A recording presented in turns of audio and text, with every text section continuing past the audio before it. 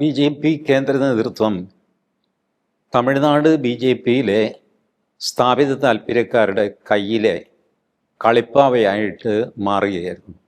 അണ്ണാമലയുടെ പതനത്തിൻ്റെ ആരംഭമാണ് തമിഴിസൈ സൗന്ദരരാജൻ്റെ വരവ്. രാഷ്ട്രീയത്തിലെ ഏറ്റവും വൃത്തികെട്ട പയറ്റി പഠിച്ച ഒരു സ്ത്രീയാണ് തമിഴിസൈ സൗന്ദരരാജൻ. തമിഴ്നാട്ടിൽ ഒരു ഭരണവിരുദ്ധ വികാരം ഉണ്ടാക്കിയത് അണ്ണാമലയാണ്. പക്ഷേ അതിൻ്റെ ഫലം കൊയ്തുകൊണ്ട് പോയത് വിജയാണ്. എന്നാൽ വിജയ്ക്ക് ഒരു കൃത്യമായി ഭൂരിപക്ഷം കിട്ടിയോ അതുമില്ല. അങ്ങേർക്ക് മുഴുവൻ ഗുണം കിട്ടിയുമില്ല. ഇങ്ങേരെ സ്വന്തം പാർട്ടി തന്നെ പിന്നിൽ നിന്ന് കുത്തുകയും ചെയ്തു. എടപ്പാടി പളനിസ്വാമിയുടെ കാൽക്കൽ നമസ്കരിച്ചു. കാവി പതാക ADMKയുടെ എടപ്പാടി പളനിസ്വാമിയുടെ കാൽക്കൽ വെച്ച് തൊഴുതു നിന്നു. അണ്ണാമലൈ നേരെ ചൊവ്വെ പ്രവർത്തിക്കുന്ന ഒരാളാണ്. അയാളെ വലിച്ചെറിയാൻ എളുപ്പമാണ്. കഷ്ടമായി പോയി.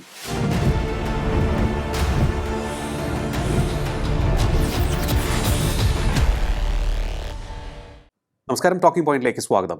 അണ്ണാമലൈ തമിഴ്നാട്ടിൽ BJPക്ക് വലിയ പ്രതീക്ഷ നൽകിയ നേതാവ്, IPSകാരനായി വലിയ സേവനങ്ങൾ നൽകി ജനങ്ങളുടെ പ്രീതി പിടിച്ചു പറ്റുകയും നാടിൻ്റെ സേവനത്തിനായി IPS കുപ്പായം അഴിച്ചുവെച്ച് രാഷ്ട്രീയത്തിലേക്ക് ഇറങ്ങുകയും ചെയ്ത അണ്ണാമലൈ BJPയിലൂടെ വലിയ മുന്നേറ്റം അവിടെ നടത്തി. അടിത്തട്ട് ഉഴുതുമറിച്ചുള്ള അദ്ദേഹത്തിൻ്റെ പ്രവർത്തനങ്ങൾ യുവാക്കളെ ആകർഷിച്ചു, വനിതകളെ ആകർഷിച്ചു. അങ്ങനെ BJP വലിയ രീതിയിൽ മുന്നേറ്റമുണ്ടാക്കും വരുന്നാളുകളിൽ എന്ന ഒരു പ്രതീതി സൃഷ്ടിക്കുകയും ചെയ്തു. എന്നാൽ നിയമസഭാ തെരഞ്ഞെടുപ്പിന് മുൻപ് AIADMKയുമായി ഉണ്ടാക്കിയ ബാന്ധവം അണ്ണാമലയെയും BJPയും തമ്മിലുള്ള ആ വളരെ ഇഴയടുപ്പമുള്ള ബന്ധത്തിൽ വിള്ളലുകൾ സൃഷ്ടിച്ചു. അണ്ണാമലയെ മാറ്റി നിർത്തണമെന്ന് എടപ്പാടി പളനിസ്വാമി ആവശ്യപ്പെടുകയും ആ ആവശ്യത്തിന് BJP കേന്ദ്ര നേതൃത്വം സമ്മതിക്കുകയും ചെയ്തു. ഇപ്പോഴിതാ അണ്ണാമലൈ BJP വിടാനൊരുങ്ങുന്നു എന്നുള്ള വാർത്ത സജീവമായിക്കൊണ്ടിരിക്കുന്നു. അദ്ദേഹം പുതിയ രാഷ്ട്രീയ പ്രസ്ഥാനം രൂപീകരിക്കുമെന്നും പറയുന്നു. പരിശോധിക്കാൻ നമുക്ക് അണ്ണാമലയുടെ രാഷ്ട്രീയ ഭാവി എന്താകും. നമ്മോടൊപ്പം ചേരുകയാണ് രാഷ്ട്രീയ നിരീക്ഷകൻ ശ്രീ TG മോഹൻദാസ്. നമസ്കാരം സർ, ടോക്കിംഗ് പോയിന്റിലേക്ക് സ്വാഗതം. നമസ്കാരം സർ. അണ്ണാമലയുടെ രാഷ്ട്രീയ ഭാവി എന്തായിരിക്കും എന്നുള്ളത് സംബന്ധിച്ചുള്ള ചർച്ച സജീവമായിക്കൊണ്ടിരിക്കുകയാണ്. അത് തെക്കേ ഇന്ത്യയിൽ, തമിഴ്നാട്ടിൽ മാത്രമല്ല, ഡൽഹിയിലും അതിൻ്റെ അലയൊലികൾ നമുക്ക് മുഴങ്ങി കേൾക്കുന്നുണ്ട്. അണ്ണാമലൈ BJPയിൽ നിന്നും പുറത്തേക്ക് പോയി പുതിയൊരു രാഷ്ട്രീയ പ്രസ്ഥാനം രൂപീകരിക്കുമോ? ഇതാണ് ഏറ്റവും പ്രധാനപ്പെട്ട ചോദ്യം. എന്താണ് അങ്ങേക്ക് തോന്നുന്നത്? അണ്ണാമലയെ BJP ഉപേക്ഷിച്ച ഒരു കവലയുണ്ട്. ആ കവലയിൽ നിൽക്കുകയാണ് ഇപ്പോഴും അണ്ണാമലൈ. ഒരുപക്ഷെ ഇന്ത്യൻ രാഷ്ട്രീയത്തിൽ ഇത്ര നിർദ്ദയമായി ഉപേക്ഷിക്കപ്പെട്ട ഒരു ചെറുപ്പക്കാരനുണ്ടാവില്ല. തൻ്റെ ആത്മാർത്ഥത കൊണ്ടും രാജ്യസ്നേഹം കൊണ്ടും മാത്രം IPS ഉപേക്ഷിച്ച് യഥാർത്ഥത്തിൽ ജനസേവനത്തിന് ഇറങ്ങിത്തിരിച്ച ഒരു ചെറുപ്പക്കാരൻ വലിയ ചലനങ്ങൾ തമിഴ്നാട്ടിലുണ്ടാക്കി. 3% കിടന്ന വോട്ട് 11% കൊണ്ടുവന്നു. സീറ്റ് കിട്ടിയില്ല. പക്ഷേ അതിമോഹം, അധികാരമോഹം, കുതികാൽ വെട്ട്, അസൂയ ഇതൊക്കെ തൊഴിലാക്കിയ ഇന്ത്യൻ രാഷ്ട്രീയത്തിലെ വമ്പന്മാരും വമ്പത്തികളും ആ ചെറുപ്പക്കാരനെ അനാഥനാക്കി കളഞ്ഞു. തമിഴ്നാട്ടിലെ 46 ഡിഗ്രി ചൂടിൽ നടു റോഡിൽ അണ്ണാമലൈ ഉപേക്ഷിക്കപ്പെട്ടു. എങ്ങോട്ട് പോകണമെന്നറിയാതെ ഞാനെന്ന് വിചാരിച്ചത് അണ്ണാമലൈ സജീവ രാഷ്ട്രീയം തന്നെ ഉപേക്ഷിക്കുമെന്നാണ്. പക്ഷെ അദ്ദേഹം ഉപേക്ഷിച്ചില്ല. ഭയങ്കര ക്ഷമയും സഹനശക്തിയും, സംസ്കൃതത്തിൽ തിതിക്ഷ എന്ന് വിളിക്കുന്ന ക്വാളിറ്റിയുള്ള ആളാണ് അണ്ണാമലൈ. അതുകൊണ്ട് അദ്ദേഹം രാഷ്ട്രീയം വിട്ടില്ല. തനിക്ക് സംഭവിച്ച അപമാനം നിശബ്ദമായി വിഴുങ്ങി പിന്നെയും പാർട്ടിയുടെ കൂടെ നിന്നു. ഇന്നിപ്പോൾ പാർട്ടിക്ക് അണ്ണാമലയെ എന്ത് ചെയ്യണം എന്നറിയില്ല. അണ്ണാമലയ്ക്കും എന്ത് ചെയ്യണം എന്നറിയില്ല. അതാണ് അവസ്ഥ. സർ, ഇപ്പോൾ കഴിഞ്ഞ തിരഞ്ഞെടുപ്പിന് തൊട്ടു മുൻപ് നടന്ന പ്രചാരണ വേളയിൽ പ്രധാനമന്ത്രി നരേന്ദ്രമോദി തമിഴ്നാട്ടിലെത്തിയപ്പോൾ അണ്ണാമലയ്ക്ക് അവിടുത്തെ സാധാരണക്കാർക്കിടയിൽ ലഭിക്കുന്ന സ്വീകാര്യത, അത് സംബന്ധിച്ചൊരു ഏകദേശ രൂപം അദ്ദേഹത്തിനും പിടികിട്ടിയിട്ടുണ്ടാകണം.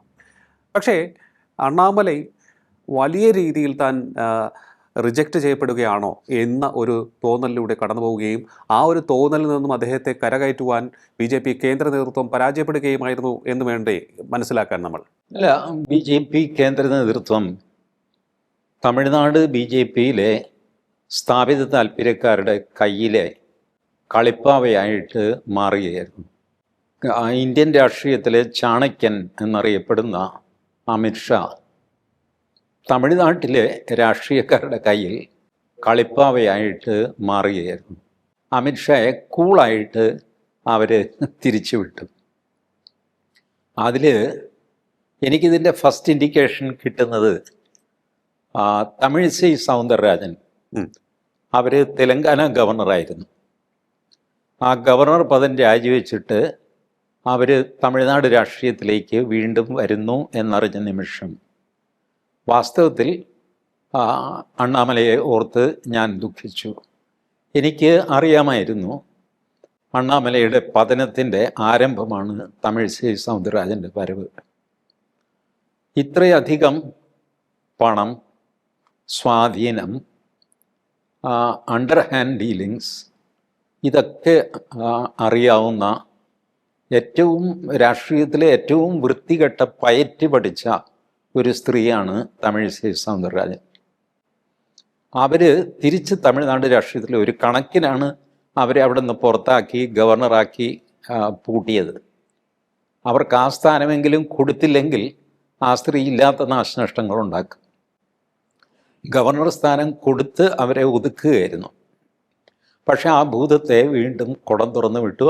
അവർക്കത് ആവശ്യമായിരുന്നു, അവരത് നേടി എന്നുള്ളതാണ് സത്യം. അവർക്ക് ലോക്സഭ MP ആകണം, അങ്ങനെ ഇന്ത്യൻ പ്രധാനമന്ത്രിയാവണം, അല്ലെങ്കിൽ തമിഴ്നാട്ടിലെ MLA ആവണം, തമിഴ്നാടിൻ്റെ മുഖ്യമന്ത്രിയാവണം. ഇതൊക്കെയാണ് സ്ത്രീയുടെ മോഹങ്ങൾ. തമിഴ്നാട്ടിലെ BJPയുടെ ഔദ്യോഗിക നേതൃത്വം എല്ലാവരും തന്നെ അണ്ണാമലയ്ക്കെതിരാണ്. അവരണ്ണാമലയെ പുച്ഛിച്ച് സംസാരിക്കും. റീലിലൂടെ, സോഷ്യൽ മീഡിയയിലൂടെ പ്രസിഡൻ്റായ ഒരു മനുഷ്യൻ, അങ്ങേരുടെ പെർഫോമൻസ് മുഴുവൻ സോഷ്യൽ മീഡിയയിലാണ്. ഇങ്ങനെയൊക്കെ പരിഹസിക്കും. വാസ്തവം അതൊന്നും ആയിരുന്നില്ല. അണ്ണാമലൈ ഗ്രൗണ്ട് ലെവലിൽ പ്രവർത്തിച്ചു, പദയാത്ര നടത്തി. ഏത് പ്രവർത്തകനെ എന്ത് ബുദ്ധിമുട്ട് നേരിട്ടാലും ഏത് പോലീസ് സ്റ്റേഷനിലും അണ്ണാമലൈ ഓടിച്ചെന്നു. DMK സർക്കാരിന് അണ്ണാമലൈ വാണിംഗ് കൊടുത്തു. ഏതെങ്കിലും BJP പ്രവർത്തകൻ്റെ ശരീരത്തിൽ പോലീസ് തൊട്ടാൽ നിങ്ങൾ വിവരമറിയും എന്ന് പരസ്യമായിട്ട് ഭീഷണി മുടക്കി. ഇങ്ങനെയൊക്കെ ചെയ്ത ആളാണ് അണ്ണാമലൈ. ഇതൊന്നും ഈ ട്രഡീഷണൽ രാഷ്ട്രീയക്കാർക്ക് ഇഷ്ടപ്പെടുമായിരുന്നില്ല. അവർക്ക് അവരെക്കാൾ വലുതായിട്ട് ഒരാൾ രാഷ്ട്രീയത്തിൽ വരുന്നത് അവർക്ക് സഹിക്കാൻ പറ്റില്ല. അവരിങ്ങനെ അഡ്ജസ്റ്റ്മെൻ്റ് രാഷ്ട്രീയവുമായിട്ട് കഴിഞ്ഞുകൂടും. ഇതാണ് സംഭവിച്ചത്. അണ്ണാമലൈ പറഞ്ഞു, DMKയും ADMKയും ഒരുപോലെ കറപ്റ്റാണ്, അഴിമതിക്കാരാണ്, ജനങ്ങൾ വെറുത്തവരാണ്. അവരുമായിട്ട് കൂട്ടുകൂടിയാൽ നമ്മളെയും ജനം വെറുക്കും. അതുകൊണ്ട് ഞാൻ ഇപ്പോൾ ലോക്സഭാ തിരഞ്ഞെടുപ്പിൽ ചെയ്തതുപോലെ ഒറ്റയ്ക്ക് പോരാടാം. ലോക്സഭാ തിരഞ്ഞെടുപ്പിൽ 11% സീറ്റായിരുന്നു.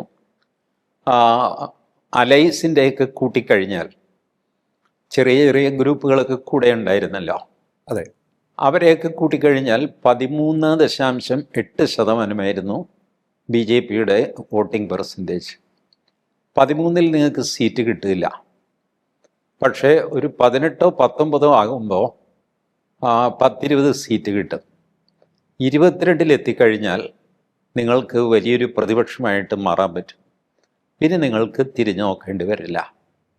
അതുകൊണ്ട് ഒരു നിയമസഭാ തിരഞ്ഞെടുപ്പ്, ഒരു ലോക്സഭാ തിരഞ്ഞെടുപ്പ് കൂടെ കഴിഞ്ഞു കഴിഞ്ഞാൽ നമുക്ക് BJPക്ക് സ്വന്തമായിട്ട് തമിഴ്നാട്ടിൽ മേൽവിലാസം ഉണ്ടാക്കാൻ പറ്റും. ഇതായിരുന്നു അണ്ണാമലയുടെ ഫോർമുല. ഓക്കെ, അത് അദ്ദേഹം പ്രാവർത്തികമാക്കി കാണിച്ചു കൊടുക്കുകയും ചെയ്തു.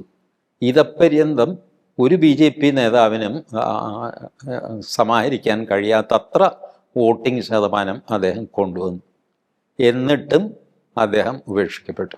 തീർച്ചയായിട്ടും ഈ ADMKയുമായുള്ള കൂട്ടുകെട്ടാണ് എനിക്ക് തോന്നുന്നു അണ്ണാമലയെ വലിയ തരത്തിൽ നിരാശനാക്കിയത് അത് തന്നെ നമുക്ക് പറയാം. അങ്ങ് പറഞ്ഞതുപോലെ ഒരുപോലെ അവിടുത്തെ ജനങ്ങൾ വെറുക്കുന്ന പാർട്ടികളാണ് DMKയും AIADMKയും. അതുകൊണ്ട് ആരുമായും കൂട്ടുവേണ്ട എന്നുള്ള അദ്ദേഹത്തിൻ്റെ നിലപാട് ശരിയാണെന്ന് പിന്നീട് തെളിയുകയും ചെയ്തു. അതുപോലെ തന്നെ അങ്ങയുടെ നേരത്തെ സംസാരിച്ചപ്പോൾ സൂചിപ്പിച്ച ആ ഒരു പദയാത്ര, അതിലൂടെ യുവജനങ്ങളെ ആകെ ഇളക്കി മറിച്ച ഒരു പ്രകടനമാണ് അദ്ദേഹത്തിൻ്റെ ഭാഗത്ത് നിന്നുണ്ടായത്. സത്യത്തിൽ പറഞ്ഞാൽ ഈ അണ്ണാമലൈ ഉഴുതുമറിച്ചിട്ട മണ്ണിൽ വിജയ് നേട്ടം കൊയ്യുകയായിരുന്നു എന്ന് പറഞ്ഞാൽ അത് തെറ്റാകുമോ? കാരണം യുവാക്കളും സ്ത്രീകളും എല്ലാം ഒന്നടങ്കം TVKയിലേക്ക് പോവുകയായിരുന്നു. അണ്ണാമലയെ നോക്കുമ്പോൾ BJP തഴയുന്നു. അപ്പോൾ അങ്ങോട്ട് പോയിട്ട് കാര്യമില്ല, പുതിയൊരു പ്രതീക്ഷയായി വിജയ് വരുന്നു. അങ്ങനെ കണ്ട് ജനം അങ്ങോട്ട് പോവുകയായിരുന്നില്ലേ അണ്ണാമലൈ ഉഴുതിട്ട മണ്ണിലൂടെ? തീർച്ചയായിട്ടും തമിഴ്നാട്ടിൽ ഒരു ഭരണവിരുദ്ധ വികാരം ഉണ്ടാക്കിയത് അണ്ണാമലയാണ്. പക്ഷേ അതിൻ്റെ ഫലം കൊയ്തുകൊണ്ട് പോയത് വിജയാണ്. എന്നാൽ വിജയ്ക്ക് ഒരു കൃത്യമായി ഭൂരിപക്ഷം കിട്ടിയോ അതുമില്ല. വിജയ്ക്ക് പലരെയും ആശ്രയിക്കേണ്ടി വന്നു. വിജയ് ഇപ്പോൾ സ്വതന്ത്രനൊന്നുമല്ല, അങ്ങേർക്ക് മുഴുവൻ ഗുണം കിട്ടിയുമില്ല. ഇങ്ങനെ സ്വന്തം പാർട്ടി തന്നെ പിന്നിൽ നിന്ന് കുത്തുകയും ചെയ്തു. തമിഴ്നാട്ടിൽ BJPയുടെ നേതാക്കൾ, ലോക്കൽ നേതാക്കൾക്ക് ആർക്കും അണ്ണാമലയെ ഇഷ്ടമല്ല. പ്രവർത്തകർക്ക് അണ്ണാമലയെ ഇഷ്ടമാണ് താനും. അതെ, അണ്ണാമലയെ ഒരിക്കൽ പരസ്യമായിട്ട് പറഞ്ഞു, DMK ADMK കറപ്റ്റാണ് എന്നൊക്കെ ഞാൻ പറയുമ്പോൾ പോലും അവരുടെ പൂർവ്വ പിതാമഹന്മാർ ചെയ്ത ജോലിയുടെ പലിശയാണ് അവർക്ക് കിട്ടിക്കൊണ്ടിരിക്കുന്നത്. നമുക്ക് 110 കുറ്റം പറയാം പെരിയാർ രാമസ്വാമി നായ്ക്കരെ പറ്റി. ഇത് അണ്ണാമലയെ പറയുന്നതാണ് കേട്ടോ, എൻ്റെ വാക്കുകളല്ല. ഓക്കെ, ഇവരെയൊക്കെ നമുക്ക് കുറ്റം പറയാം. അണ്ണാദുരയെ കുറ്റം പറയാം, MG രാമേന്ദ്രനെ കുറ്റം പറയാം. പക്ഷേ അവർ വീടാന്തരം കയറി ഇറങ്ങി നടത്തിയ ആ പ്രചരണം, അങ്ങനെയാണ് അവരവരുടെ ദ്രാവിഡവാദമോ എന്ത് വാദമാണെങ്കിലും അത് ജനങ്ങളിൽ എത്തിച്ചത് ഒരുപാട് കഷ്ടപ്പെട്ടിട്ടാണ്. അത് ജനമനസ്സിൽ നിന്ന് കളയുകയും പുതിയ ആശയം ദേശീയതയാണ്, പുതിയതല്ല, അതിലും പഴയ ആശയം ദേശീയതയാണ്, അതിൽ വേണം ഉറച്ചു നിൽക്കാൻ. ഈ കാണുന്ന വെറുതെ ഹിന്ദി വിരുദ്ധം അത് ഇത് എന്നൊക്കെ പറയുന്നതിൽ കഥയില്ല എന്നൊക്കെ അവരെ പറഞ്ഞ് മനസ്സിലാക്കണമെങ്കിൽ കുറച്ച് സമയമെടുക്കും. കറക്റ്റ്. അപ്പോൾ ഇങ്ങനത്തെ പ്രസ്താവന അത് EVRനെ പുകഴ്ത്തുന്നതാണ്, അണ്ണാദുരയെ പുകഴ്ത്തുന്നതാണ് എന്നൊക്കെയുള്ള വ്യാഖ്യാനം വന്നു. അണ്ണാമലൈ എന്ത് ചെയ്തു കഴിഞ്ഞാലും ഈ പറഞ്ഞ തമിഴിസൈ സൗന്ദരരാജൻ, നയനാർ നാഗേന്ദ്രൻ, ഇതുപോലെയുള്ളവരൊക്കെ, നയനാർ നാഗേന്ദ്രൻ ADMK എന്ന് വന്ന ആളാണ്, വലിയ കുഴപ്പമൊന്നുമില്ലാത്ത ആളാണ്. പക്ഷേ ഒരൊഴുക്കിൽ ഇവരെല്ലാം അണ്ണാമലൈക്ക് എതിരായി.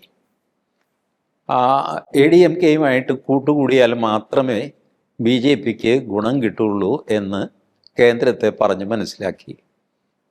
കേന്ദ്രം അത് അപ്പാടെ വിശ്വസിച്ചു. അതിനുള്ള സാമർഥ്യം ഇവർക്കുണ്ട്. ഈ കർണേജപന്മാരെന്ന് പറയുമല്ലോ, അതെ, ചെവിയിൽ കുശുകുശുത്ത് ആളുകളെ സ്വാധീനിക്കുന്ന ടൈപ്പ് ആൾക്കാർ, മന്ധരയൊക്കെ ചെയ്തിരുന്ന പ്രവൃത്തി രാമായണത്തിലെ. അപ്പോൾ അങ്ങനെ കൊള്ളാവുന്നവരെ കൊള്ളില്ലാത്തവരെ ആക്കി മാറ്റാനുള്ള ഒരു സാമർഥ്യം അവർക്കുണ്ട്. അതിൽ കേന്ദ്ര നേതൃത്വവും വീണു എന്ന് വേണം മനസ്സിലാക്കാൻ. അങ്ങനെ ADMKയുമായിട്ട് കൂട്ടുകൂടാൻ തീരുമാനിച്ചു. ശരി, അതൊരു സെറ്റ് ബാക്ക് ആയിരുന്നു അണ്ണാമലയ്ക്ക്. അണ്ണാമലയൊന്നും മിണ്ടിയില്ല. പക്ഷേ ADMK കണ്ടീഷൻ വെച്ചു, അണ്ണാമലയെ പ്രസിഡന്റ് സ്ഥാനത്ത് നിന്ന് മാറ്റണം. അത് BJP സമ്മതിച്ചു. പ്രസിഡന്റ് സ്ഥാനത്ത് നിന്ന് അണ്ണാമലയെ മാറ്റി. അതോടെ തീർന്നു എന്ന് വിചാരിച്ചു. ഇല്ല, എടപ്പാടി പറഞ്ഞു അണ്ണാമലയെ സ്ഥാനാർത്ഥിയാകാൻ പാടില്ല എന്ന് പറഞ്ഞു. അതും BJP സമ്മതിച്ചു. ആ സിറ്റുവേഷൻ ആലോചിച്ച് നോക്കൂ. എടപ്പാടി പഴനിസ്വാമി പറഞ്ഞ കാര്യങ്ങൾ മുഴുവൻ സമ്മതിക്കുന്നു. പ്രസിഡന്റ് സ്ഥാനത്ത് നിന്ന് അണ്ണാമലയെ മാറ്റി, സ്ഥാനാർത്ഥിയാക്കരുതെന്ന് പറഞ്ഞു, ആക്കിയില്ല. അണ്ണാമലയുടെ കൂട്ടത്തിലുള്ള ആൾക്കാർ സ്ഥാനാർത്ഥിയാകരുതെന്ന് പറഞ്ഞു, അവരെ ആക്കിയില്ല. ആരൊക്കെയാണ് അണ്ണാമലയുടെ കൂട്ടുകാർ എന്ന് എടപ്പാടി പളനിസ്വാമി തീരുമാനിച്ചു. എന്നിട്ട് പറഞ്ഞു ഇവർക്കാർക്കും സീറ്റ് കൊടുക്കരുതെന്ന് പറഞ്ഞു. അതും സമ്മതിച്ചു. എടപ്പാടി പളനിസ്വാമിയുടെ കാൽക്കൽ നമസ്കരിച്ചു. കാവി പതാക ADMKയുടെ എടപ്പാടി പളനിസ്വാമിയുടെ കാൽക്കൽ വെച്ച് തൊഴുതു നിന്നു. എന്നിട്ട് കിട്ടി ഒരു സീറ്റ്. അതൊരു കഷ്ടം, എന്തൊരു അധപ്പതനം. എന്നിട്ടും ഇന്നിപ്പോ ആ ചെറുപ്പക്കാരനെ എന്ത് ചെയ്യാൻ പോവാന്ന്. നിതിൻ നബീനുമായും ഒപ്പം തന്നെ സംഘടനാ സെക്രട്ടറി BL സന്തോഷുമായും അദ്ദേഹം കൂടിക്കാഴ്ച നടത്തി. അതിൻ്റെ വിശദാംശങ്ങൾ പുറത്ത് വന്നിട്ടില്ല. എനിക്ക് തോന്നുന്നു ഒരു സ്മൂത്ത് ആയിട്ടുള്ള ഒരു സെപ്പറേഷൻ അത് തന്നെയാവണം അദ്ദേഹം മുന്നോട്ട് വെച്ചിട്ടുള്ള ഒരു ഉപാധി. നേരാവണ്ണം നേരെ ചൊവ്വേ രണ്ട് വഴിക്ക് പിരിഞ്ഞു പോവുക എന്നുള്ളതായിരിക്കുമോ അദ്ദേഹം മുന്നോട്ട് വെച്ചിട്ടുണ്ടാകുന്ന ഒരാവശ്യം? നോക്കൂ, ആ വാർത്ത തന്നെ കാണിക്കുന്നത് ഒരു ദയനീയ ചിത്രമാണ്. BL സന്തോഷ് എന്നുള്ള സംഘടനാ സെക്രട്ടറി എന്നുള്ള ലേബലും വെച്ചിരിക്കുന്നു എന്നുള്ളതല്ലാതെ ആ മനുഷ്യന് എന്ത് വിലയാണ് BJPക്കുള്ളിലുള്ളത്? ഇപ്പോൾ കഴിഞ്ഞ അസംബ്ലി തിരഞ്ഞെടുപ്പ് നടന്നല്ലോ കേരളത്തിൽ. എവിടെയെങ്കിലും ലിയോ BL സന്തോഷിനെ കണ്ടോ? ഏതെങ്കിലും ചർച്ചയിൽ അങ്ങേര് പങ്കെടുത്തോ? ഒരു വിലയുമില്ലാത്ത മനുഷ്യനാണ് BL സന്തോഷ്. സംഘടനാ സെക്രട്ടറി ആയിരുന്നു എന്നുള്ളത് കൊണ്ട് അങ്ങനെ അങ്ങ് തുടരുന്നതേ ഉള്ളൂ. പഴയ പ്രതാപമൊക്കെ BL സന്തോഷിന് നഷ്ടപ്പെട്ടു. ഇപ്പം BL സന്തോഷ് ഒരു നോൺ എൻറ്റിറ്റിയാണ് BJPയിൽ. ഒരു വിലയുമില്ലാത്ത മനുഷ്യനാണ്. അത് വേറൊരു കഥയാണ്. ഒരുപാട് കഥകൾ പൊളിറ്റിക്കൽ പാർട്ടിയിൽ ഉണ്ടാകുമല്ലോ. BJPയുടെ കഥകൾ പൊതുവെ പബ്ലിക്കിൽ ചർച്ച ചെയ്യപ്പെടാറില്ല. അത് ചർച്ച ചെയ്യപ്പെടാതിരിക്കാനുള്ള സാമർഥ്യം BJPക്കുണ്ട്. അങ്ങനെ അത് വെളിയിൽ വരാറില്ല. അങ്ങനെ വിലയില്ലാത്ത ഒരു മനുഷ്യനാണ് BL സന്തോഷ്. അദ്ദേഹവുമായിട്ട് എന്ത് ചർച്ച ചെയ്താലും ഒന്നും സംഭവിക്കാനില്ല. നിതിൻ നബീൻ പാർട്ടി പ്രസിഡൻ്റാണ്. ബട്ട് കാര്യങ്ങൾ തീരുമാനിക്കുന്നത് ആരാ? അമിത്ഷായും നരേന്ദ്രമോദിയാണ്. നിതിൻ നബീൻ ശരി പാർട്ടി പ്രസിഡന്റ്, അദ്ദേഹം പ്രസിഡൻ്റാണ് എന്നൊരു മുദ്ര അടിക്കുന്ന ആ ഒരു സ്റ്റേജിൽ എത്തിയിട്ടില്ല ആ പാവം. അദ്ദേഹം കഴിവില്ലാത്തവനാണെന്നോ ഉള്ളവനാണെന്നോ ഒന്നും തന്നെ പബ്ലിക്കിന് മനസ്സിലാവുന്ന ഒരു അവസ്ഥ വന്നിട്ടില്ല. അപ്പോൾ ഇപ്പോഴും കാര്യങ്ങൾ തീരുമാനിക്കുന്നത് അമിത്ഷായും നരേന്ദ്രമോദിയാണ്. അതുകൊണ്ട് BL സന്തോഷിനെ കണ്ടു, നിതിൻ നബീനെ കണ്ടു എന്നൊക്കെ പറയുന്നതിൽ കഥയൊന്നുമില്ല. അതെ. ഇനി നമുക്കിങ്ങനെ വിചാരിക്കാം, അണ്ണാമലൈ BJPയിൽ നിന്ന് പുറത്തു പോകുന്നു, പോയിട്ട് എന്ത് ചെയ്യാൻ പോകുന്നു? അതെ. ഇപ്പോൾ എല്ലാവരും പരസ്യപ്പെടുത്തുന്നത് ഈ ഒരു നോൺ പൊളിറ്റിക്കലായിട്ടുള്ള ഒരു മൂവ്മെൻറ്റ് അത് തുടങ്ങാൻ പോകുന്നു. അങ്ങനെയൊന്നും തുടങ്ങാൻ പറ്റില്ല ലിയോ. ഒരു ലക്ഷ്യവുമില്ലാതെ നമ്മൾ പറയുമ്പോൾ വലിയ ലക്ഷ്യങ്ങൾ പറയാൻ പറ്റും. രാജ്യസേവനം, നിസ്വാർത്ഥമായ സേവനത്തിന് ചെറുപ്പക്കാരെ ക്ഷണിച്ചു കൊള്ളുന്നു. ശരി, ചെറുപ്പക്കാർ ചോദിക്കും ഞങ്ങൾ എന്താ ചെയ്യണ്ടേ? ഒരു കർമ്മപരിപാടി വേണ്ടേ കയ്യിൽ? ഈ നമ്മൾ കൃത്യമായ ഒരു ലക്ഷ്യമില്ലാതെ ഇപ്പോഴത്തെ ചെറുപ്പക്കാരെ സംഘടിപ്പിക്കാൻ പ്രയാസമാണ്. ഒരു അച്ചീവബിൾ ആയിട്ടുള്ള ഒരു ടാർഗറ്റ് വേണം. ഇത് സ്വാമി വിവേകാനന്ദൻ തന്നെ പറഞ്ഞിട്ടുണ്ട്. ഓരോ മനുഷ്യനും ഓരോ സമൂഹത്തിനും അച്ചീവബിൾ ആയിട്ടുള്ള ഒരു ടാർഗറ്റ് വേണം. ഒരല്പം ബുദ്ധിമുട്ടിയാൽ സാധിച്ചെടുക്കാം എന്നുള്ള ലക്ഷ്യം മുന്നിൽ വേണം. സ്വാമി വിവേകാനന്ദൻ ഇതും പറയുന്നു, വളരെ വലിയ ലക്ഷ്യം മുന്നിൽ വയ്ക്കരുത്. വയസ്സുകാലത്ത് എവറസ്റ്റ് കൊടുമുടി കീഴടക്കും എന്നൊരു ലക്ഷ്യം ഞാൻ വെച്ചു കഴിഞ്ഞാൽ അത്രയും അപഹാസ്യമായ കാര്യമുണ്ടോ? അപ്പോൾ അച്ചീവബിൾ ആയിട്ടുള്ള ഒരു ലക്ഷ്യം നിങ്ങൾക്ക് ഉണ്ടാവണം. അങ്ങനെയാണെങ്കിൽ നിങ്ങൾ അതിനുവേണ്ടി പ്രവർത്തിക്കും, അത് നേടുകയും ചെയ്യും. ജീവിതത്തിലൊരു സംതൃപ്തി ഉണ്ടാകും. ഒരു പ്രസ്ഥാനത്തിനും മനുഷ്യനെ പോലെ തന്നെ പ്രസ്ഥാനങ്ങൾക്കും ഒരു സംതൃപ്തി ആവശ്യമാണ്. ചില ലക്ഷ്യങ്ങൾ അത് നേടുക, ഓക്കെ ഇത്രയും നേടി, ഇനിയിപ്പോൾ അടുത്ത ലക്ഷ്യം. ഇങ്ങനെ പ്രസ്ഥാനങ്ങൾക്ക് മുന്നോട്ട് പോകാൻ പറ്റുള്ളൂ. അങ്ങനെ ഒരു ഡൈനമിക്സ് ഉള്ള ഒരു പ്രസ്ഥാനം തമിഴ്നാട്ടിൽ അതിൻ്റെ സ്കോപ്പ് എത്രയാണ്? ഇപ്പോഴത്തെ ചെറുപ്പക്കാരുടെ മനസ്സിൽ അതെത്ര കണ്ട് ക്ലിക്ക് ചെയ്യും? ഇതൊക്കെ ആലോചിക്കാൻ പ്രാപ്തിയുള്ള ആളാണ് അണ്ണാമലയും. പിന്നെ BJPക്ക് അകത്ത് നിന്ന് കഴിഞ്ഞാൽ, ഇപ്പോൾ BJP വിചാരിച്ചാൽ അദ്ദേഹത്തെ രാജ്യസഭയിലേക്ക് നോമിനേറ്റ് ചെയ്യാൻ പറ്റും, അല്ലെങ്കിൽ തിരഞ്ഞെടുപ്പിക്കാൻ പറ്റും.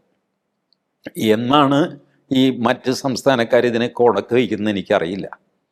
ഇപ്പം തന്നെ എത്ര പേരെയാണ്, ഇപ്പോൾ കേരളത്തിൽ നിന്ന് പോയവരെ തന്നെ നോക്കുക. ജോർജ് കുര്യൻ വേറൊരു സംസ്ഥാനത്തു നിന്നാണല്ലോ രാജ്യസഭയിലേക്ക് പോയിരിക്കുന്നത്. അതെ. അപ്പോൾ ആ സംസ്ഥാനത്തിനൊരു സീറ്റ് കുറയുകയല്ലേ ചെയ്യുന്നത്. അവിടെയുള്ളവരും രാഷ്ട്രീയക്കാരല്ലേ, അവർക്കും സ്ഥാനം വേണമെന്നില്ലേ? അപ്പം ഇങ്ങനെ ചുളുവിന് അവിടെ നിന്ന് ഇവിടെ നിന്നൊക്കെ സീറ്റില്ലാത്ത, പാർട്ടിക്ക് ശക്തിയില്ലാത്ത സ്ഥലത്തു നിന്നൊക്കെ ആൾക്കാരെ രാജ്യസഭയിലേക്ക് തിരഞ്ഞെടുക്കണം എന്ന് പറഞ്ഞാൽ അവിടെയുള്ളവർക്ക് അസംതൃപ്തി ഉണ്ടാകും. അവർ ചിലപ്പോൾ ഒന്നും മിണ്ടിയില്ല എന്ന് വരും. അത് വേറൊരു തലവേദനയാണ്. രാജ്യസഭയിൽ പോയിട്ട് അണ്ണാമലയെ എന്ത് ചെയ്യാൻ പോകുന്നു? എന്ത് സംഭാവന ചെയ്യാൻ പോകുന്നു? കറക്റ്റ്. ഇനി നിങ്ങൾക്ക് ഗ്രൗണ്ടിൽ വർക്ക് ചെയ്യാവുന്നത് ചെയ്യേണ്ട ആളാണ്, അദ്ദേഹം അത് പ്രൂവ് ചെയ്ത ആളാണ്. അപ്പോൾ അദ്ദേഹത്തിനെ ഗ്രൗണ്ടിൽ നിർത്തുകയാണ് വേണ്ടിയിരുന്നത്. പക്ഷേ എനിക്ക് അതിശയം തോന്നി സർ. കാരണം ഈ നിയമസഭാ തെരഞ്ഞെടുപ്പിൻ്റെ റിസൾട്ട് വന്നതിന് ശേഷമെങ്കിലും BJP കേന്ദ്ര നേതൃത്വം വേണ്ട രീതിയിൽ അണ്ണാമലയുടെ വാക്കുകൾ കേൾക്കും, അദ്ദേഹത്തെ പരിഗണിക്കുമെന്നാണ് ഞാനൊന്ന് പ്രതീക്ഷിച്ചിരുന്നതാണ്. പക്ഷേ അതിനുശേഷം അത് വളരെ, എനിക്ക് തോന്നുന്നു, ഒട്ടേറെ പേരെ നിരാശപ്പെടുത്തിക്കൊണ്ട് അങ്ങനെ ഒന്നും കണ്ടില്ല. ആ ഒരു നീക്കം പോലും കണ്ടില്ല. തിരഞ്ഞെടുപ്പ് റിസൾട്ടിൽ തന്നെ വ്യക്തമായിരുന്നു അണ്ണാമലൈ നേരത്തെ പറഞ്ഞത് കറക്റ്റാണ്. അദ്ദേഹം പറഞ്ഞതുപോലെ ജനങ്ങളുടെ ഒരു വിധിയെഴുത്ത് വന്നിരിക്കുന്നു. രണ്ട് കൂട്ടരെയും ജനം പാടെ തള്ളിക്കളഞ്ഞൊരു കാഴ്ചയാണ് നമുക്ക് തമിഴ്നാട്ടിൽ കാണാൻ പറ്റിയത്. ഇല്ല ലിയോ, തെരഞ്ഞെടുപ്പ് കഴിഞ്ഞ ഉടനെ കേന്ദ്ര BJPക്ക് എന്ത് ചെയ്യാൻ പറ്റുമായിരുന്നു? അവർ തന്നെ സ്വയം അവരുടെ കാലുകളും കൈയും ഒക്കെ കെട്ടിയിട്ടിരിക്കുകയാണ്. നയനാർ നാഗേന്ദ്രനാണ് ഇപ്പോൾ പ്രസിഡന്റ്. അദ്ദേഹത്തെ മാറ്റി വീണ്ടും അണ്ണാമലയെ പ്രസിഡന്റ് ആക്കിയെന്ന് വെച്ചോ, നയനാർ നാഗേന്ദ്രൻ എന്ത് ചെയ്യും? He's a reasonable good politician. Nayanar Nagendran ADMKയിൽ നിന്ന് വന്നു എന്നുള്ളത് മാത്രമേ ഉള്ളൂ. അതർവൈസ് സാമാന്യം ആളുകൾക്ക് അക്സെപ്റ്റൻസ് ഒക്കെയുള്ള നല്ലൊരു മനുഷ്യനാണ് നയനാർ നാഗേന്ദ്രൻ. അണ്ണാമലയെ പ്രസിഡൻ്റാക്കി, നാഗേന്ദ്രനെ എന്ത് ചെയ്യും? പോട്ടെ, ഞാനീ പറഞ്ഞ ഈ ഭൂലോക വില്ലെത്തി തമിഴിസൈ സൗന്ദരരാജനെ എന്ത് ചെയ്യും? അതെ, ഇവരെയൊക്കെ എടുത്ത് തലയിൽ വെച്ച് കഴിഞ്ഞു. കറക്റ്റ്. നിങ്ങളുടെ കല്യാണം കഴിഞ്ഞു, ഒരു കുട്ടിയുമായി. ഇനിയിപ്പോൾ നിങ്ങൾക്ക് കല്യാണം റദ്ദ് ചെയ്തിട്ട് ഈ കുട്ടി ഇല്ല എന്ന് ഭാവിക്കാൻ പറ്റുമോ? അത് യാഥാർത്ഥ്യമായി പോയില്ലേ? അങ്ങനെ ഒന്നും ചെയ്യാൻ പറ്റാത്ത അവസ്ഥ. കേന്ദ്ര BJPക്ക് കുഴപ്പമില്ല, ബിക്കോസ് ഈ യന്ത്രം ഇങ്ങനെ ചലിച്ചുകൊണ്ടേയിരിക്കും. എത്രയോ സംസ്ഥാനങ്ങൾ, എത്രയോ പ്രസിഡന്റുമാർ, അവർ വരുന്നു, മാറുന്നു, പോകുന്നു, പിടിക്കുന്നു, ഇങ്ങനെ പൊക്കോണ്ടിരിക്കും. ബട്ട് അണ്ണാമലൈ എന്ന് പറയുന്ന മനുഷ്യൻ അപ്പോഴും ഈ നാൽക്കവിലയിൽ നിൽക്കും. അതെ, അണ്ണാമലൈ അങ്ങ് അദ്ദേഹം എന്ത് ചെയ്യും എനിക്ക് അറിയില്ല കേട്ടോ. എനിക്ക് നിറഞ്ഞ സഹതാപം എന്ന് പറയാൻ പാടില്ല, അനുതാപം, എമ്പതി എന്ന് പറയുമല്ല, ആ അവസ്ഥ എനിക്ക് മനസ്സിലാവുന്നുണ്ട്. അതെ, മഹാ കഷ്ടമായി പോയി. തീർച്ചയായിട്ടും അതാണ് എല്ലാവരും, ഒട്ടുമിക്ക ആളുകളുടെ അഭിപ്രായം ഇത് തന്നെയാണ്. എങ്കിലും ഞാൻ ചോദിച്ചോട്ടെ സാർ, ഇപ്പോൾ പറയുന്നു ഈ ഒരു വോളണ്ടിയർ ഓർഗനൈസേഷനുമായി അദ്ദേഹം ചിലപ്പോൾ ആദ്യം ഒരു സന്നദ്ധ സംഘടനയുമായി മുന്നോട്ട് വരികയും പിന്നീട് അതിനെ ഒരു രാഷ്ട്രീയ പ്രസ്ഥാനമായി മാറ്റിയേക്കും എന്നുള്ള സൂചനയൊക്കെയാണ് വരുന്നത്. പക്ഷേ അങ്ങ് തന്നെ പറഞ്ഞു, അത് ഈ സന്നദ്ധ സംഘടനയുമായി ബന്ധപ്പെട്ട് എന്താണ് അവർ പ്രവർത്തിക്കുക, എങ്ങനെയായിരിക്കും അവർ മുന്നോട്ട് പോവുക, അത് ഒരു പ്രാക്ടിക്കലായിട്ടുള്ള കാര്യമല്ല എന്ന് പറയുന്നു.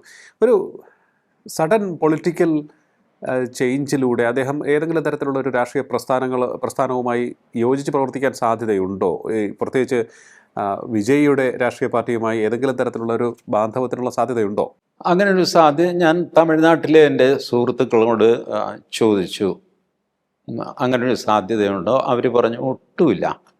കാരണം വിജയുടെ പോപ്പുലാരിറ്റിയും അണ്ണാമലയുടെ പോപ്പുലാരിറ്റിയും രണ്ടാണ്.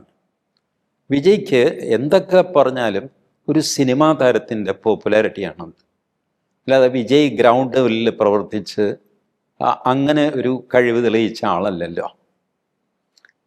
സിനിമാ താരത്തിൻ്റെ പ്രശസ്തി അത് വോട്ടായിട്ട് മാറി അങ്ങനെ കയറി വന്ന ആളാണ്.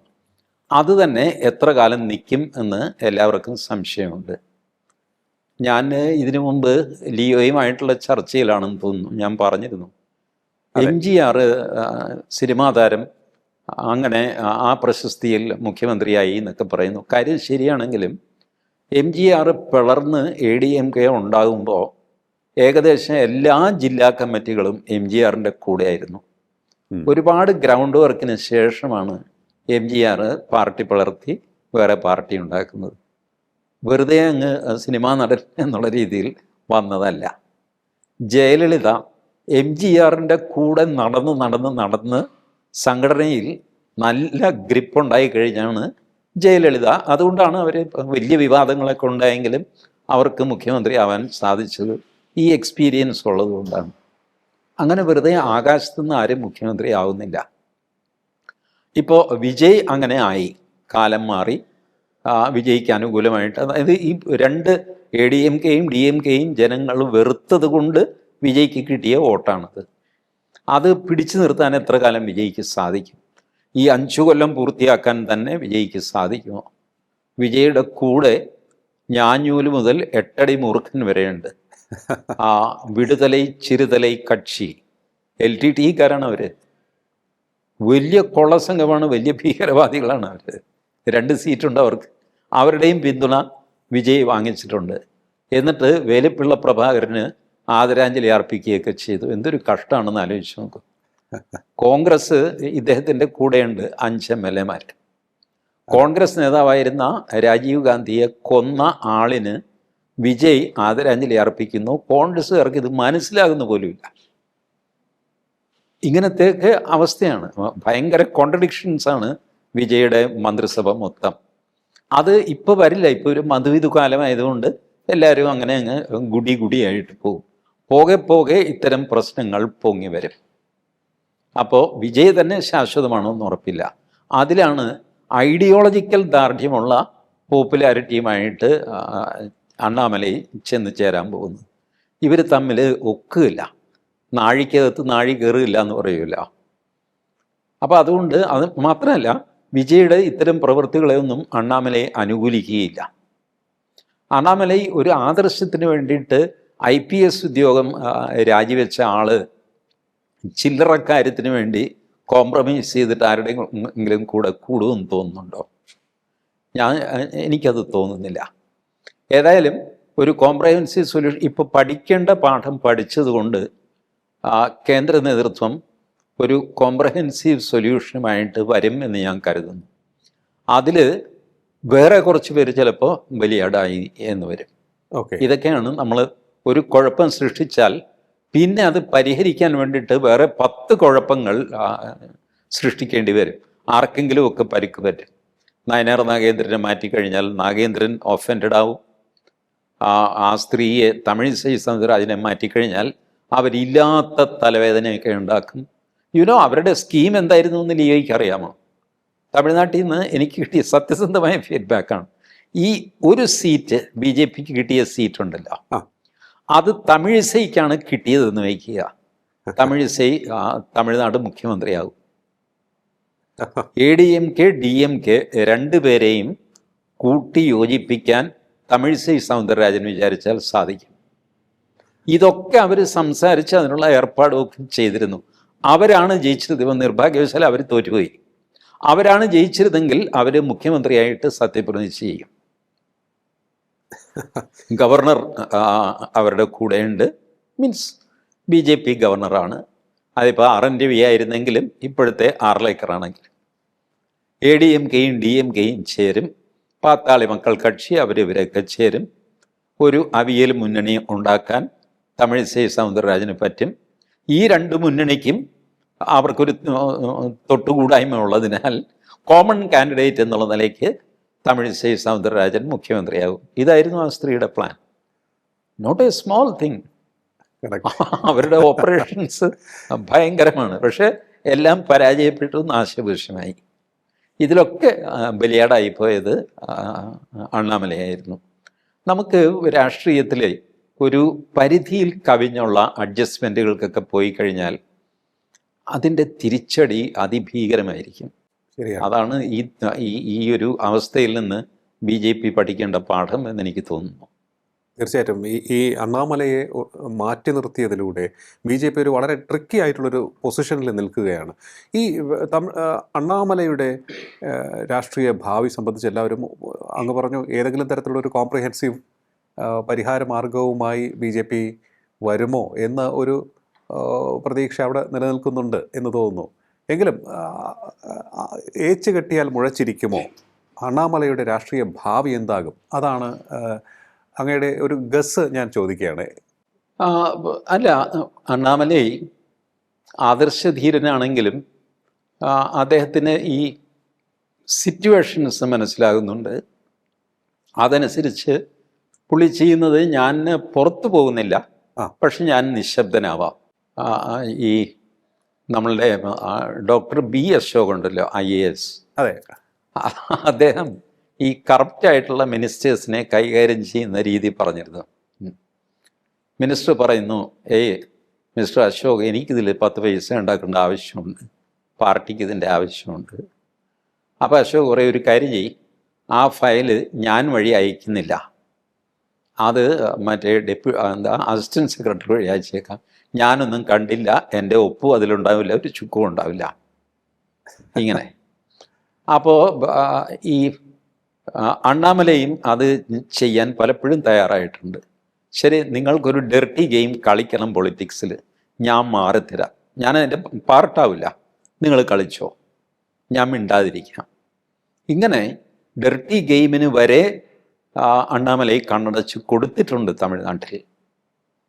അദ്ദേഹത്തെ മാറ്റുമ്പോഴും നടന്ന ഗെയിംസ് എല്ലാം അദ്ദേഹത്തിന് അറിയാം, കളികളൊക്കെ മനസ്സിലാവുന്നുണ്ട്. അതറിഞ്ഞുകൊണ്ട് തന്നെ അദ്ദേഹം മാറിക്കൊടുത്തു. അദ്ദേഹം തന്നെ അതിനെ ന്യായീകരിച്ചു. അദ്ദേഹം പറഞ്ഞു, ഞാൻ ADMKയെ ഭയങ്കരമായിട്ട് ചീത്ത പറഞ്ഞിട്ടുണ്ട്, അവരെന്നെയും ചീത്ത പറഞ്ഞിട്ടുണ്ട്. ആ അവസ്ഥയിൽ ഞാൻ പാർട്ടി പ്രസിഡൻ്റായിട്ടിരുന്നുകൊണ്ട് അവരുമായിട്ടൊരു അലയൻസ് എന്ന് പറഞ്ഞു കഴിഞ്ഞാൽ ജനങ്ങൾ തന്നെ മിനിഞ്ഞാന്നല്ലേ നിങ്ങൾ തമ്മിൽ അങ്ങോട്ടും ഇങ്ങോട്ടും ചീത്ത പറഞ്ഞത് എന്നൊക്കെ ചോദിക്കുമല്ലോ, അതുകൊണ്ട് ബെറ്റർ ഞാൻ മാറിക്കൊടുക്കുന്നതാണ് നല്ലത് എന്ന് പറഞ്ഞ് ഗ്രേസ്ഫുള്ളി മാറിക്കൊടുത്തു പുള്ളി. BJP നടത്തിയ ഈ ADMK ഓപ്പറേഷൻ്റെ ന്യായം BJP നേതാക്കളെക്കാൾ ഭംഗിയായിട്ട് അണ്ണാമലൈ പറഞ്ഞു. ശരിയാണ്. ഇങ്ങനെ വളരെ ടാക്ട്ഫുള്ളായിട്ട് പെരുമാറാനും അണ്ണാമലൈക്ക് അറിയാം. അതേസമയം അണ്ണാമലൈ സ്വയം അതിനകത്ത് പാർട്ടിയാവുകയുമില്ല. അതെ, സ്വഭാവശുദ്ധിയുള്ളൊരു ചെറുപ്പക്കാരനാണ്. എന്തായാലും BJPക്ക് വലിയൊരു നഷ്ടം ആയിപ്പോയി ഇത്തരത്തിൽ ഒരു മോശമായ രീതി അല്ലെങ്കിൽ ശരിയല്ലാത്ത രീതിയിലൂടെ അണ്ണാമലയെ ഹാൻഡിൽ ചെയ്തതിലൂടെ. അണ്ണാമലൈ വളരെ നല്ല രീതിയിൽ പരിഗണിക്കപ്പെടേണ്ട ഒരാൾ തന്നെയായിരുന്നു എന്ന് ചുരുക്കം. ലിയോ, ഇവിടെയാണ് ഇപ്പോൾ നമ്മൾ രണ്ടുപേരെ ഏകദേശം ഒരുപോലെ ചിന്തിക്കുന്നതുകൊണ്ട് ലിയോ ഇതിങ്ങനെ കൺക്ലൂഡ് ചെയ്യുന്നു. തമിഴ്നാട് BJP നേതാക്കന്മാർ പറയുന്നതെന്നറിയാമോ? എന്ത് ചെയ്തു എന്നാണ് നിങ്ങൾ ഈ പറയുന്നത്? അണ്ണാമലൈ എന്താ ചെയ്തത്? 11% വോട്ട് കിട്ടി, വലിയ കാര്യമായി. സീറ്റ് വേണ്ടേപ്പാ? തെരഞ്ഞെടുപ്പിൽ നിങ്ങൾ ജയിച്ചില്ലെങ്കിൽ നിങ്ങൾക്ക് എത്ര ശതമാനം കിട്ടിയിട്ട് എന്താ കാര്യം? ഇതാണ് ചോദ്യം. അത് ന്യായമായൊരു ചോദ്യമാണെന്ന് തോന്നും ഒറ്റ കേൾവിയിൽ. ഇങ്ങനെയാണ് അവർ ആൾക്കാരെ സ്വാധീനിക്കുന്നത്. ആദർശം കൊണ്ടൊന്നും രാഷ്ട്രീയത്തിലൊന്നും നിൽക്കാൻ പറ്റില്ല. ശരിയല്ലേ? ആദർശം മാത്രമൊക്കെ പറഞ്ഞു കഴിഞ്ഞാൽ രാഷ്ട്രീയത്തിൽ നിൽക്കാൻ പറ്റുമോ? ഇങ്ങനെ ആൾക്കാരെ സ്വാധീനിക്കും. അപ്പോൾ കൺവിൻസിങ് പവറുള്ള ആൾക്കാർ രാഷ്ട്രീയത്തിലെ കൊടുക്കൽ വാങ്ങലുകൾ, ഞാൻ നേരത്തെ പറഞ്ഞ അണ്ടർഹാൻഡ് ഡീലിങ്സ്, പണം, മറ്റ് പ്രലോഭനങ്ങൾ, ഇതൊക്കെയായിട്ട് പ്രവർത്തിക്കുന്ന ആൾക്കാരെ സംബന്ധിച്ചിടത്തോളം അണ്ണാമലൈ നേരെ ചൊവ്വേ പ്രവർത്തിക്കുന്ന ഒരാളാണ്. അയാളെ വലിച്ചെറിയാൻ എളുപ്പമാണ്. കഷ്ടമായിപ്പോയി. യെസ്, ഇതാണ് അണ്ണാമലൈ വിഷയത്തിൽ TG മോഹൻദാസ് സാറിൻ്റെ അഭിപ്രായം. കഷ്ടമായിപ്പോയി, അതാണ് ഏറ്റവും ആപ്റ്റായിട്ടുള്ള വാക്ക്. കഷ്ടമായിപ്പോയി എന്ന് ആവർത്തിക്കേണ്ടി വരുന്നൊരു സാഹചര്യമാണ്. കാരണം അടിത്തട്ടിൽ ഇളക്കമുണ്ടാക്കി തമിഴ്നാട്ടിലെ മണ്ണ് ഇളക്കി മറിച്ചുകൊണ്ട് യുവജനങ്ങളെ ആകെ തന്നിലേക്ക് ആകർഷിച്ചുകൊണ്ട് BJPയിലേക്ക് അടുപ്പിച്ചുകൊണ്ട് പ്രചരണം നടത്തിയ ഒരു നേതാവ്, ആദർശത്തിൻ്റെ പേരിൽ IPS കുപ്പായം അഴിച്ചു വെച്ച് രാഷ്ട്രീയത്തിന് ഇറങ്ങിയ ആൾ, നാടിന് നന്മ ചെയ്യുവാൻ, മാറ്റം കൊണ്ടുവരുവാൻ തനിക്ക് സാധിക്കും എന്ന ഉറച്ച വിശ്വാസത്തിൽ അദ്ദേഹം രാഷ്ട്രീയത്തിലേക്ക് ചുവടുവയ്പ് നടത്തി, BJPയുമായി കൈകോർത്തു. പക്ഷേ കേന്ദ്ര നേതൃത്വം അണ്ണാമലയുടെ മൂല്യം തിരിച്ചറിയുന്നതിൽ വലിയ രീതിയിൽ പരാജയപ്പെട്ടു പോയി. അവർക്ക് അക്കാര്യത്തിൽ പിഴവ് സംഭവിച്ചു എന്ന് ഉറപ്പിച്ച് തന്നെ പറയുകയാണ് TG മോഹൻദാസ് സാർ. തീർച്ചയായിട്ടും ഇക്കാര്യത്തിൽ BJP ഇനി ഇത്തരത്തിലുള്ള തെറ്റാവർത്തിക്കില്ല എന്ന് നമുക്ക് പ്രതീക്ഷിക്കാം എന്നുകൂടി ഈ ചർച്ചയിൽ പറയുകയാണ്. ഒപ്പം തന്നെ അണ്ണാമലൈ തിരഞ്ഞെടുപ്പിന് മുൻപ് എന്ത് പറഞ്ഞോ അത് ആ റിസൾട്ടിൽ പ്രതിഫലിച്ചു എന്നുള്ളതാണ് വാസ്തവം. കാത്തിരുന്ന് കാണാം അണ്ണാമലയുടെ രാഷ്ട്രീയ മൂവ്മെൻറ്റ് എന്തായിരിക്കും എന്ന്. എന്ത് തന്നെയാണെങ്കിലും അതിന് മൂർച്ചയുണ്ടാകും, അത് ഫോക്കസ്ഡ് ആയിരിക്കും, ലക്ഷ്യബോധം ഉള്ളത് തന്നെ ആയിരിക്കും. നാടിന് നന്മ ആഗ്രഹിച്ചുകൊണ്ട് അഴിമതിയുടെയോ വഴിതെറ്റുന്ന ചിന്തകളുടെയോ സ്വാധീനം ഇല്ലാതെ അദ്ദേഹത്തിന് മുന്നോട്ട് പോകാൻ സാധിക്കുകയും ചെയ്യും എന്നുള്ളതും ഉറപ്പ് തന്നെയാണെന്ന് നിരവധി പേർ ഒരേ സ്വരത്തിൽ പറയുകയും ചെയ്യുന്നു. വളരെയധികം നന്ദി സാർ, ഇത്രയും സമയം ടോക്കിംഗ് പോയിന്റുമായി സംസാരിച്ചത്. Thank you. ടോക്കിംഗ് പോയിന്റിൻ്റെ ഈ അധ്യായം ഇവിടെ പൂർണ്ണമാകുന്നു. ഇനി അടുത്ത എപ്പിസോഡിൽ കാണാം നമുക്ക്. നമസ്കാരം.